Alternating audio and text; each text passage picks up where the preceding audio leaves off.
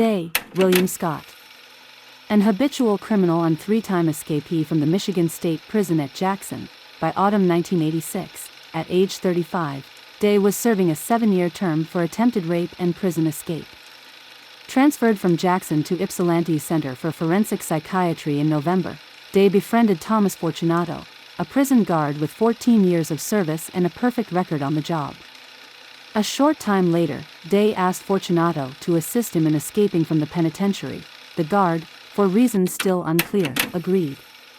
On December 3, 1986, Fortunato smuggled Day out of prison in a laundry cart, withdrawing $5,000 from his personal bank account and driving the fugitive to Louisville, Kentucky, for a wild night of touring singles bars and porno shops. The odd couple checked into a Louisville motel on the night of December 5, and Fortunato woke next morning to find Day missing, along with all but $50 of his money. The bewildered officer turned himself in on December 12, and 5 months later pled guilty to aiding escape, receiving a sentence of 2 to 7 years in prison. William Day, meanwhile, was living on the highway, stopping only long enough to rob and kill. On December 9, elderly Mary Strobel, matriarch of a prominent Nashville, Tennessee family, was found dead in the trunk of her car, outside the local bus depot.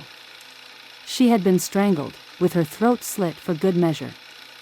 Day rolled on across country, leaving a trail of bodies behind him.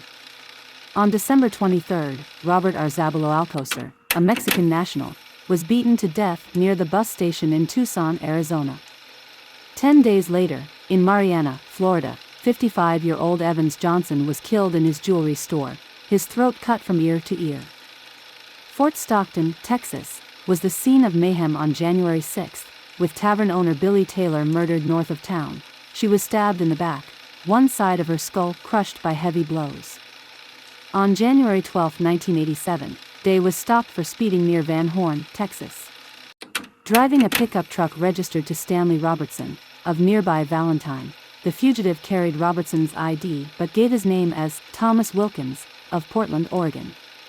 Jailed on suspicion of auto theft, Wilkins saw the charges revised after officers visited Robertson's home and discovered his corpse, his throat slashed, skull crushed with a claw hammer found at the scene.